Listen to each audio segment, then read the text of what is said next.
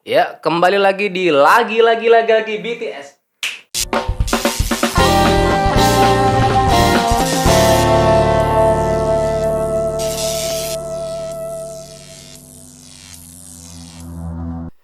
Eh, Selamat pagi menjelang siang. Siapa namanya? Kusnul, Kusnul. Lengkapnya siapa? Kusnul Komsatun. Kusnul Komsatun. Kusnul Komsatun ini salah satu apa bahasanya? Lulusan dasar SKPP ya? Ya, benar. Iya. Kusnul, saya boleh nanya nggak sih mengenai sebenarnya Kusnul nih siapa dan berangkat dari apa gitu keluarganya? Saya sedang kuliah di UIN Sunan Kalijaga, tapi satunya saya di UIN Samarinda. Iya. Terus saya juga ngikutin organisasi inter maupun eksternal kampus. Selain itu juga dari berbagai organisasi itu saya banyak banget ngikutin kegiatan-kegiatan dan otomatis dengan banyaknya kegiatan itu menambah kepercayaan diri saya untuk selalu mengupgrade diri gitu, Bang. Oh, gitu. Selain itu juga apa ya, keterlibatan saya di SKPP ini juga salah satu motivasi untuk mengupgrade diri saya pribadi untuk tidak hanya di internal kampus, tapi kita juga bisa mengembangkan diri kita di luar kampus itu sendiri. Kayak gitu, Bang. Oh iya, ngomong-ngomong masalah SKPP nih. Hmm. Sebelum kamu ini di sini ada juga apa ya? Dari 5 orang yang dari Samarinda itu yang kemarin yang katanya lolos itu. Itu kemarin ada Mas Izzatullah kalau nggak salah namanya itu. Itu Bener? kesini podcast bareng saya juga ngomongin masalah pengawasan apa? Pengawas Pengawasan partisipatif. pengawas partisipatif. Nah, sedangkan saya manggilnya siapa nih? Husnul atau gimana? Ada nama kerennya nggak sih, nama panggungnya? Oh, nama panggilan sayang saya tuh Cunul, Bang. Oke, saya manggilnya Cunul. Cunul jadi ya. Iya, benar-benar. Cunul. Apaan Cunul? Nggak ada, Cunul gitu doang. Namanya Kusnul udah banyak, Bang. Panggil aja Cunul. Oke, Cunul. Jadi dari 5 orang SKPP ini ada beberapa katanya itu kemarin infonya yang lolos ke tahap menengah. Nah, untuk kemudian diseleksi lagi untuk lanjut ke tahap nasional ya yang di Bawaslu RI. Saya mau tanya dulu nih sama Cunul nih. Sebelum memutuskan untuk ke SKPP ini, apa sih pertimbangan Cunul secara pribadi atau keluarga? Karena yang saya lihat di SKPP ini kan kerjaannya 3 hari, 5 hari di luar gitu. Apa keluarga nggak ngomel-ngomel gitu? Sementara kamu lagi tadi juga nih lagi kuliah belum kelar gitu. Benar-benar. Oke, pertama Bang, karena saya nge-follow IG-nya Bawaslu RI, adalah itu sosialisasi tentang SKPP itu sendiri. Follow. Jadi, follow. Abang udah follow belum? Sudah. Nah, jadi tuh saya ngeliatin postingan itu, terus saya baca persyaratannya kalau mau ikut SKPP, wah ternyata saya masuk kategori tersebut. Jadinya saya mencoba daftarkan diri. Ternyata dengar-dengar peserta yang ada di Samarinda itu mendaftar tuh hampir ratusan orang. Ratusan ya? Untuk Samarinda sendiri. Dan setelah saya daftar, setelah verifikasi berkas dan lain sebagainya, tibalah saya di telepon ini bahwa terpilih jadi salah satu peserta SKPP dasar di zona 2. Yang mana zona 2 itu ada kabupaten Kota Samarinda dan Kabupaten Kutai Kartanegara. Jadi sekitar keseluruhan pesertanya tuh 2 kabupaten itu kurang lebih 60 orang. 60 orang. 60 orang. Gitu, Bang. Di keluarga gimana? Oh ya, untuk keluarga sendiri jelas kalau ibu saya selagi itu hal baik itu tidak masalah gitu. Hal baik ya. Support ya keluarga sama kegiatan-kegiatan Cunul selama ini gitu ya. Alhamdulillah mensupport banget, apalagi untuk pengembangan diri khususnya Bang. Gitu. Andai saja emak-emak dan keluarga sedunia tuh memahami kondisi anak-anak muda tuh pengen berubah ya. Cakep banget sih. Lanjut. Setelah itu SKPP dasar. Setelah di SKPP dasar itu Bang, kegiatannya tuh luar biasa gitu. ternyata kita dikenalkan tentang kepemiluan, kita dikenalkan juga bagaimana tupoksinya Bawaslu itu sendiri, dan lain sebagainya gitu. Ya dicekokin lah bahasanya gitu kan. Dicekokin tentang kepemiluan. Biasanya kan kalau materi itu kayak apa ya?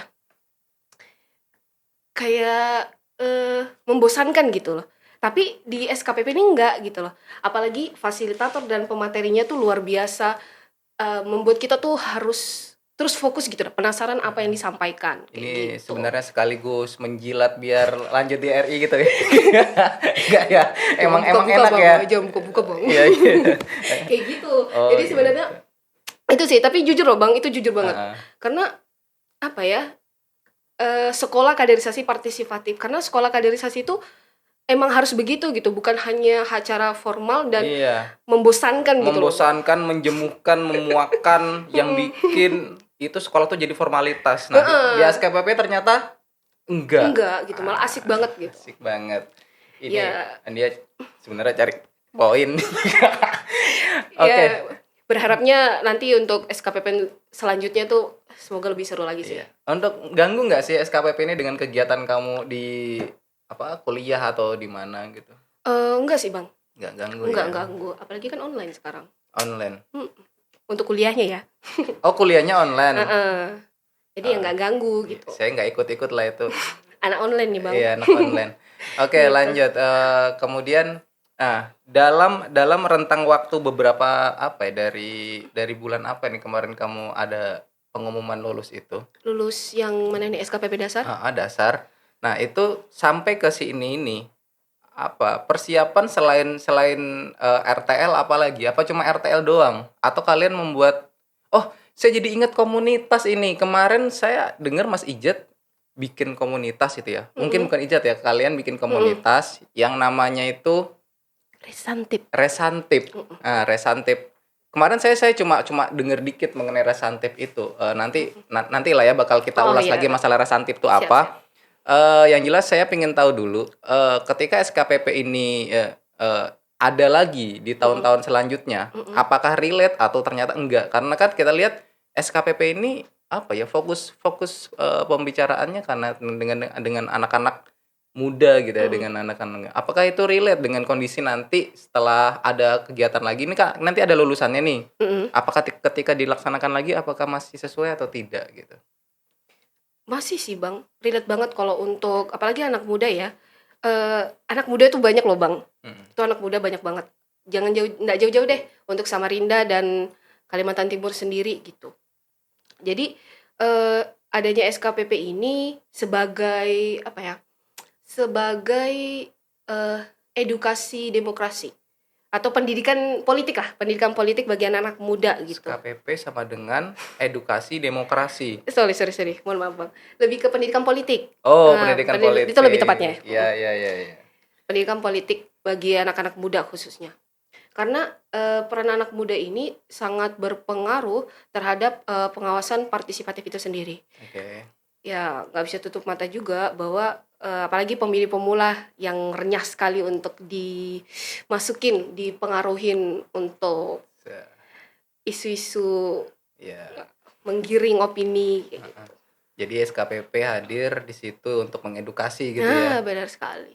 Apa jangan-jangan kalian juga SKPP ini ternyata juga ikut harus di situ, karena kan biasanya gini, ketika anak muda nih lagi BU gitu kan, kemudian ada tawaran-tawaran nih misalnya gitu kan, sok-sok mengedukasi tapi ternyata ini worth it nih kalau disikat ini kayak gitu. Nah, bagaimana itu?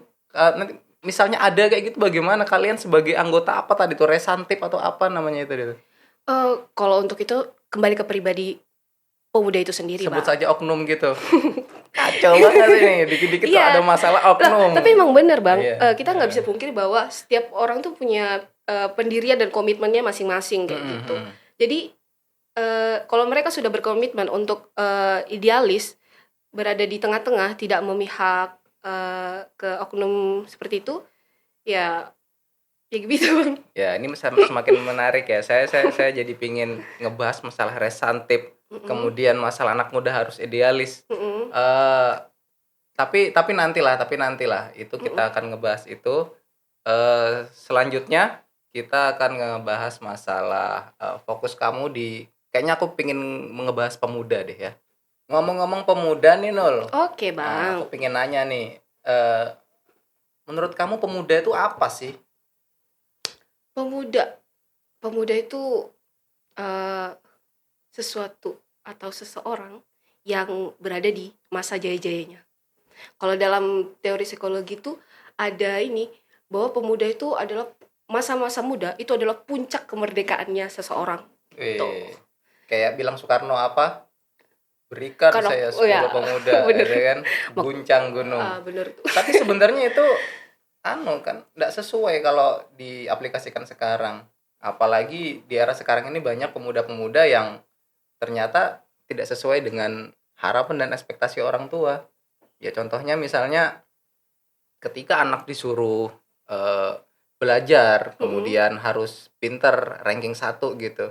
Tapi ternyata anaknya itu kan nggak ranking gitu.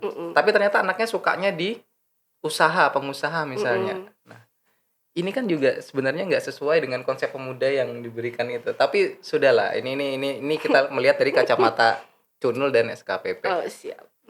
Nah, saya ingin menanyakan yang tadi kita bahas nih, masalah sebenarnya peran pemuda ini sangat dibutuhkan untuk mengedukasi masyarakat, khususnya di luar Bawaslu dan SKPP gitu ya. Nah, kenapa Cunul bisa berpendapat bahwasanya banyak pemuda-pemuda yang apatis atau tidak memiliki kemauan untuk bisa membangun demokrasi agar lebih baik gitu.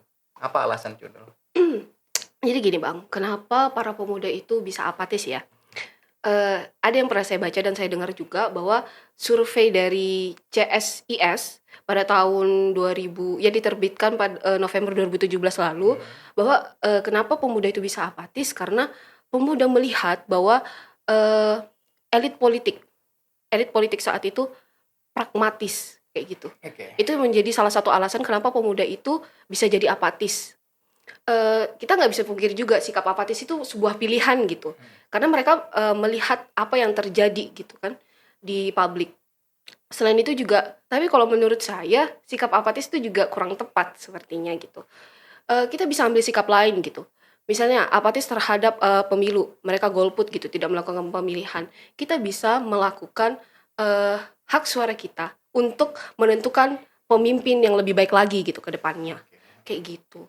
Jadi tidak harus apatis kok, karena keapatisan kita itu juga membawa kita atau memberikan kerugian gitu pada negara. Contoh, mereka sudah dikatakan atau mereka sudah termasuk dalam pemilih tetap. Mereka otomatis kan punya 1 lembar suara nih. 1 lembar suara itu akan mubazir ketika mereka tidak melakukan tidak memilih gitu, tidak digunakan gitu ya. Benar. Jadi akhirnya kan rugi gitu, bahkan sangat rugi. Lebih baik mereka melakukan pemilihan, lalu dari pemilihan itu mereka dapat menentukan pemimpin ke depannya yang jauh lebih baik lagi. Kalau hubungannya dengan anak muda yang terlibat di parpol gitu selaku peserta bagaimana? Ya nggak masalah sih Bang, kalau untuk saya. Maksud aku menggunakan parpol untuk kepentingan mereka gitu. Ya semua orang punya kepentingan, jadi untuk keterlibatan mereka juga, siapa tahu dengan adanya anak muda di parpol itu dapat membawa parpol itu jauh lebih baik lagi, menghilangkan menghilangkan hal-hal negatif dari yang katanya kotor ketika terjadi stigma masyarakat. Stigma masyarakat, bener banget Bang, gitu. Jadi gini loh ya, kadang-kadang parpol itu kan yang saya dengar ini banyak curhatan juga gitu. Anak-anak muda yang terlalu aktif menggoreng parpol akhirnya melahirkan cita-cita yang tidak sesuai dengan kemauan parpol gitu. Tapi akhirnya juga pemuda dijadikan alat, akhirnya jatuhnya kayak gitu. Jatuhnya dijadikan alat untuk kepentingan ya yang pimpinan-pimpinannya di parpol kayak gitu. Akhirnya dari situ beberapa pemuda merasa kayak ngapain sih ikut gitu. Nah dari sinilah yang bikin sebenarnya pemuda itu jadi malas gitu, jadi apatis gitu. Nah barangkali nanti Cunul mungkin bisa mengoreksi itu gitu. Kemudian saya ingin nanya masalah resantip tadi. Oh, Apa iya. sih Resantif itu? Resantif, relawan partisipatif Kaltim. Relawan pengawas partisipatif Kaltim, itu Heeh. lebih tepatnya. Dan ini merupakan komunitas baru ya, Bang, yang Oh, Resantif Kaltim. Berarti ada Resantif lagi yang selain di Kaltim. kenapa kita menggunakan Kaltim? Karena kami membentuk itu forum itu atau Heeh. komunitas itu terbentuk itu se-Kalimantan Timur gitu. Kami Oh. mencoba untuk bagaimana mengelola se-Kalimantan Timur untuk pemuda-pemudanya, khususnya yang sudah alumni SKPP. Kan SKPP mulai dari tahun 2018 tuh, pasti otomatis sangat banyak kan pemudanya. Dari komunitas tersebut kita mencoba untuk merangkul, ya menjalin silaturahim Iya, antar iya. angkatan kayak gitu. Jadi yang saya tangkap nih ya, Resantif Mm-mm. Kaltim. Berarti ada Resantif Sulawesi, ada Resantif Maluku apa segala macam gitu ya. Atau cuma baru Kaltim doang yang punya inisiasi untuk bikin gini. Untuk Resantif Kaltim itu baru Kaltim, Bang. Hmm. Karena kan ya entah itu di kabupaten lain kami belum mendapatkan ini informasi apa mereka membuat komunitas atau enggak gitu. Jadi di kabupaten lain itu belum ada Resantif gitu ya. Ini saya garis bawahi kayak gitu. Jadi harapannya ini dari SKPP di tempat-tempat lain juga bikin komunitas Heeh. yang nantinya kalian bisa kopdar gitu kan. Oh, Keren bener. gak kayak gitu? Keren banget, Bang. Oke. Apalagi bahasnya pemilu, Bang. Aduh, Mulai. kapan lagi pemuda gitu kan? Mulai Wah, lagi dia. bahas negara. Iya.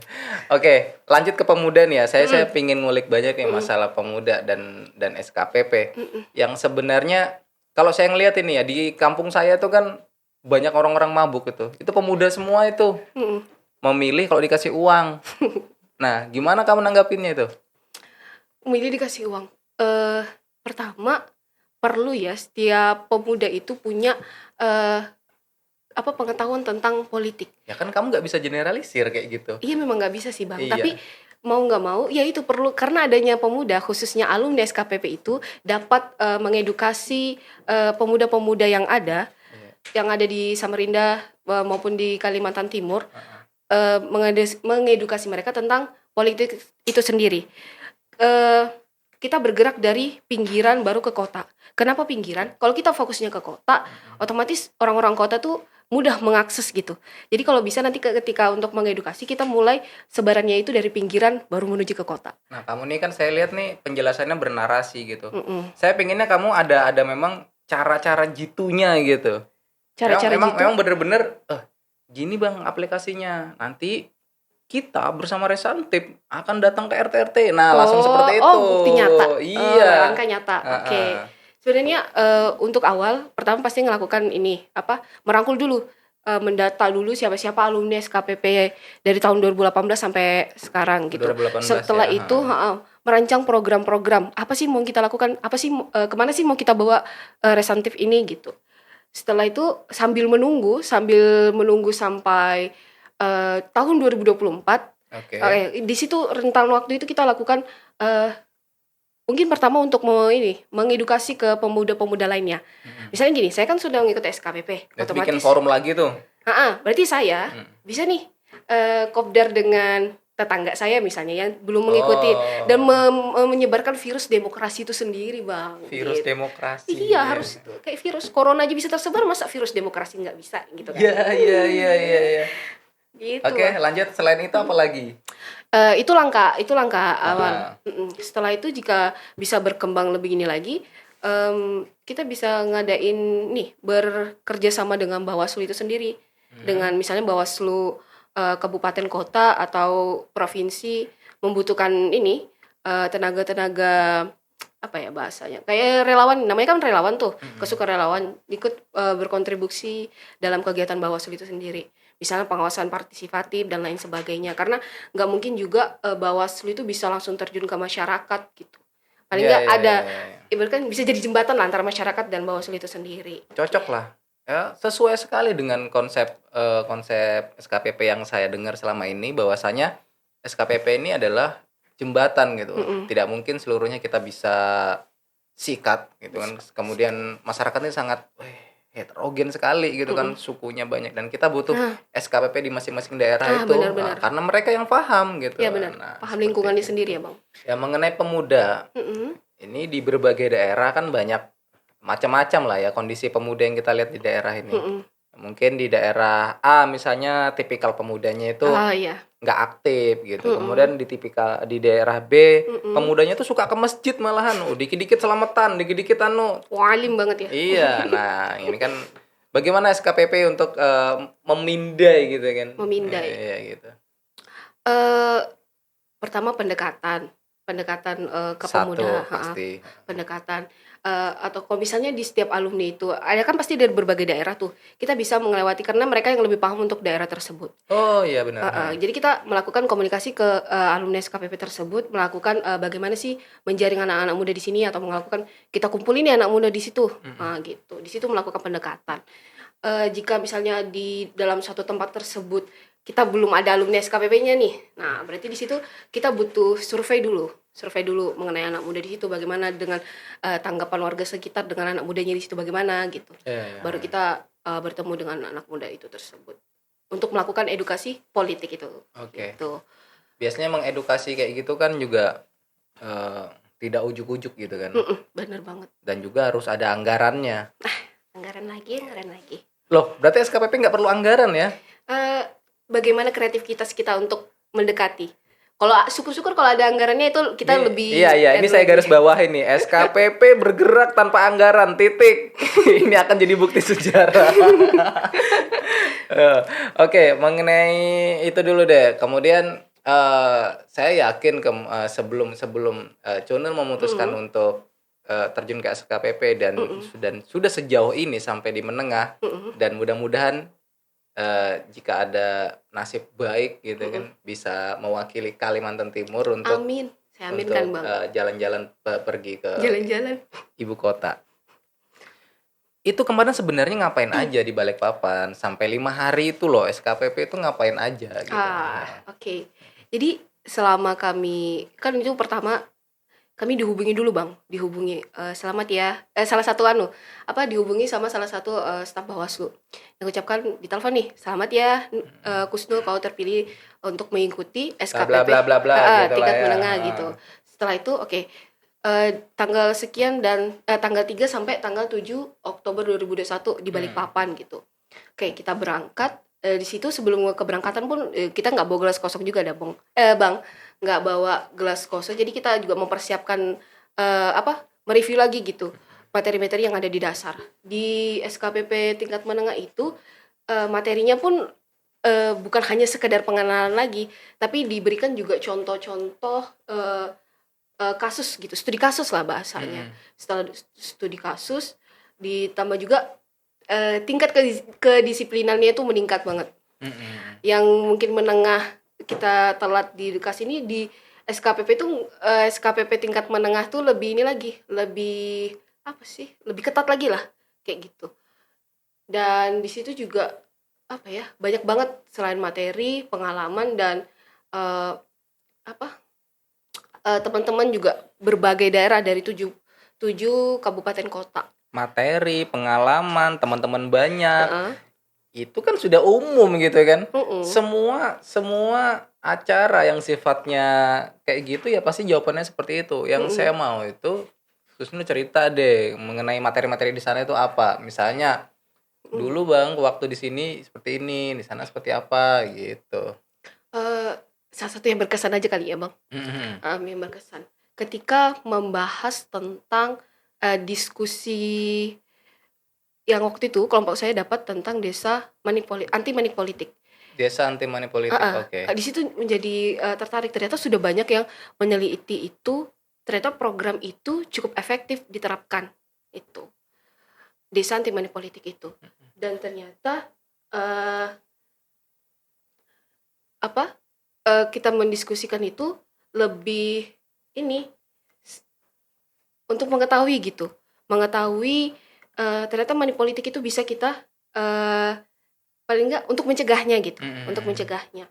Dan bagaimana anak muda untuk itu untuk mencegah money politik, khususnya untuk money politik ya Bang. Bagaimana untuk mencegahnya ya karena dengan memberikan pendidikan edukasi tentang politik itu. Kenapa mereka mudah termakan oleh money politik? Karena ketidaktahuan mereka tentang pendidikan politik. Jadi mereka tuh sebenarnya berbuat money politik karena mereka nggak tahu gitu. Kamu bilang kayak gitu Iya, ya. karena kebanyakan itu Bang. Jadi Gitu. selama ini mereka tuh taunya kalau ngasih uang itu bagian dari campaign barangkali gitu barangkali ya. Itu bukan Iya, money karena politik ya gitu. itu salah satunya Bang. Bisa Mm-mm. juga karena ini kita lo dikasih gitu kan. Kita dikasih uang ya kita terimalah. Ya, Nah, ya, gitu. ya, ya. Kita juga nggak tahu siapa dia gitu. Tiba-tiba datang bawa duit Ya, gitu. ya, ya, paham. Bawa visi misi ini gitu. Karena Jadi mereka nggak tahu, mereka nggak mau mencari tahu gitu. Kebanyakan aku harus cari tahu kemana tentang siapa dia gitu. oh iya, iya. Sangat Gitu. menarik lah, menarik. Itu bisa dijadikan program jangka panjang kalian dan sampai 2024 nanti ya. Benar-benar. Apa sih bukti sebenarnya dari SKPP sendiri akan bisa menghilangkan money politik itu? Kalian sudah pernah ngomong nggak sih? Kayaknya nih kita bisa nih hilangin money politik nih dengan cara ini, seperti itu. Ini kan selama ini kan dari KPU sendiri, Bawaslu sendiri dalam menerapkan undang-undang udah cukup masif. Toh nyatanya di lapisan masyarakat juga itu tidak bisa langsung berjalan lancar gitu. Pasti banyak pasti. sekali, apalagi yang kamu bilang tadi.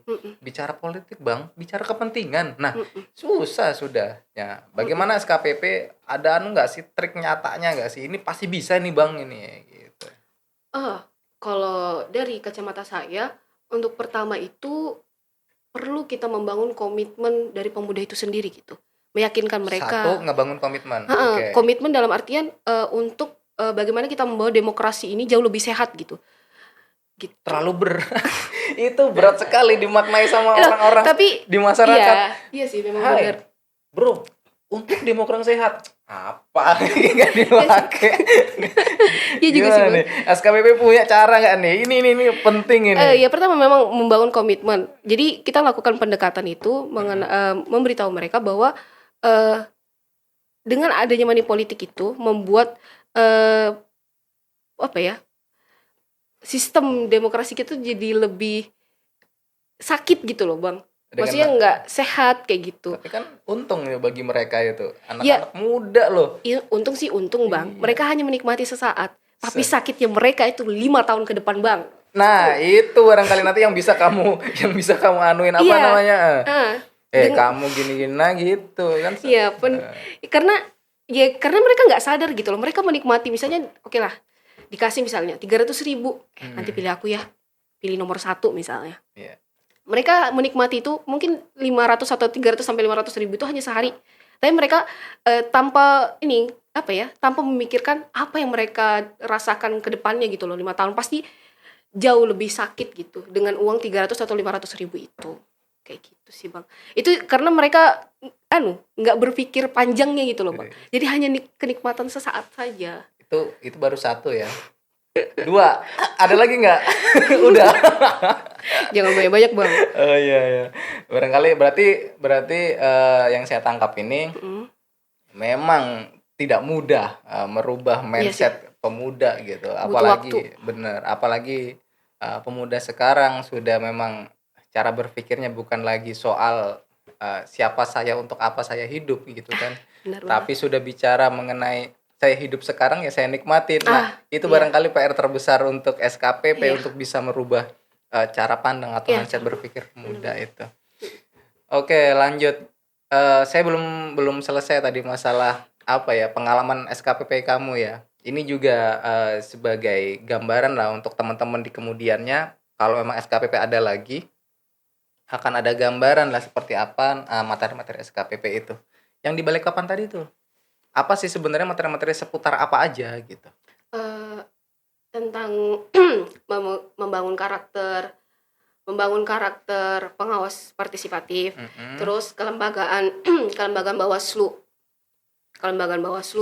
terus tupoksi Bawaslu. Setelah itu ada juga komunikasi massa dan studi kasus sih Bang. Yang lebih ngena itu ketika studi kasus dan simulasi bagaimana kita menangani pelanggaran kayak. Dari berbagai materi itu ternyata materi-materi yang ada di SKPP itu kalau misalnya orang awam yang belum ikut SKPP bercerita atau membahas tentang pemilu itu mungkin kecil ya Bang. Tapi ternyata ketika kita sudah terjun di SKPP itu materi-materi itu jauh lebih dalam gitu kita bahasnya. Tidak bukan hanya kayak sekedar di bangku kuliah atau SKS gitu. Bahkan mungkin ketika di SKPP itu kita bisa mengulik pemilu secara dalam dan luas gitu untuk SKPP itu sendiri. Jadi itu tadi Bang, ditambah lagi pemateri dan fasilitatornya tuh luar biasa gitu, punya mengontrol kita gitu, bagaimana kita mudah paham dengan apa yang disampaikan. Iya, Pak. Jadi kalian ini kan rata-rata saya lihat backgroundnya itu dari akademisi ya, dari anak-anak kampus kayak gitu. Kemudian berkumpul di SKPP, ditarik untuk belajar politik 5 hari gitu. Apa sih yang kamu rasain ketika kamu biasa ngomong di situ hanya sekedar presentasi makalah, kemudian di situ disuguhkan dengan realita-realita di KPU dan Bawaslu sebenarnya politik itu seperti ini, kejamnya seperti ini, dan kalian SKPP harus bisa menjadi penengah. Coba anak muda ujuk-ujuk belajar disuruh jadi penengah gitu. Gimana, apakah jadi beban atau gimana? Kan kalian belajar politik ini. Sebenarnya bukan jadi beban sih Bang, malah jadi membuka kita, oh ini loh peran kita gitu. Kita punya peran di sini. Peran di kepemiluan itu sendiri gitu. Tidak hanya membahas hal-hal lain. Itu terlepas dari kenapa kita di SKPP, kenapa kita harus berada di SKPP, karena kita dari berbagai latar belakang. Ada yang dari pendidikan, ada yang dari sosial gitu. Oke lah, kalau hukum mereka pasti membahas tentang udah biasa udah biasa lah. Ya. Nah, makanya kami di SKPP itu disatukan frame-nya. Oh ini loh. Ini tentang kepemiluan itu gitu. Dan itu program dari Bawaslu ya. Keren banget. Oke. Baik, sebelum kita akhiri, saya pengen dengar satu harapan barangkali dari Cunul untuk kondisi politik kita. Harapan untuk khususnya pemuda ya. Saya jadi teringat perkataan dari sastrawan Pak Pram. Abang kenal nggak? Ya. Tetangga saya. Oh, iya. Pram, jadi ya. beliau tuh mengatakan bahwa sejarah dunia ini berawal dari sejarah orang muda gitu. Matinya orang muda, maka matilah suatu bangsa tersebut. Tapi emang benar gitu, ketika anak muda tidak terlibat dalam dalam sistem kenegaraan, khususnya pemilu gitu, itu akan jadi kayak biasa aja dunia ini gitu loh. Adanya anak muda itu memberikan gagasan, memberikan gagasan untuk kepada pemerintah baiknya gimana, dan membawa bangsa ini jauh lebih baik lagi gitu. Masih fresh pikirannya gitu ya, masih banyak ide-ide gitu. Bener banget. Apalagi kalau ditambah dengan kapasitas mereka yang mumpuni gitu. Jauh lebih gagasannya jauh lebih excellent. Oke. Gitu. Kalau untuk SKPP sendiri?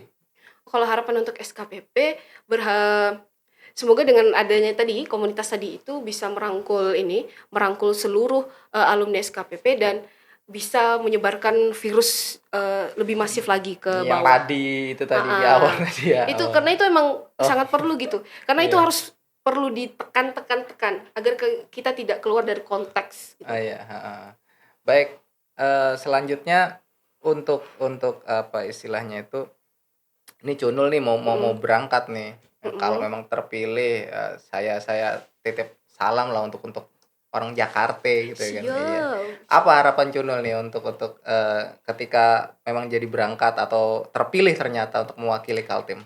Yang pertama jelas saya tidak akan membawa gelas kosong, akan menambah kapasitas pengetahuan saya mengenai kepemiluan itu sendiri. Setelah itu juga saya mau menunjukkan gitu bahwa kami anak-anak muda Kalimantan Timur siap bersanding dengan mereka gitu. Yang mana anak Jawa itu yang terkenal dengan bacaannya yang begitu wawah banget, dan anak-anak Jawa itu yang keren-keren banget. Kami mampu bersanding dengan mereka. Kaltim juga bisa kayak gitu. Bener banget. Samarinda juga bisa. Samarinda loh ini. Iya. Jadi itu sekaligus closing statement atau ada lagi yang barangkali yang akan disampaikan untuk SKPP dan Bawaslu? Kalau untuk dari saya sih mungkin sudah cukup ya Bang, karena udah panjang lebar kita bahas dan lain sebagainya gitu. Baik, kemudian saya akan bilang bahwasanya sebuah peraturan atau undang-undang tidak akan bisa berjalan lancar ketika memang orang-orang yang diamanati itu tidak mampu untuk melaksanakan itu. Sepakat. Nah, jadi dengan kata lain, peran pemuda di sini bahwasanya merupakan sebagai sentral atau agent of change dalam perubahan suatu masyarakat. Mudah-mudahan SKPP di sini akan ada dan terus continue sampai nanti di 2024 harapannya ada lagi gitu. Jadi SKPP tidak hanya di sini tapi terus menjadi program Bawaslu Kota Samarinda. Bawaslu RI ya, Bawaslu RI. Gitu. Program Bawaslu itu RI. saja dari saya. Baik, Cunul, terima kasih kehadirannya. Terima kasih banyak. Kita akan ketemu lagi di SKPP selanjutnya. Siap. Ya, selamat tinggal. Ya.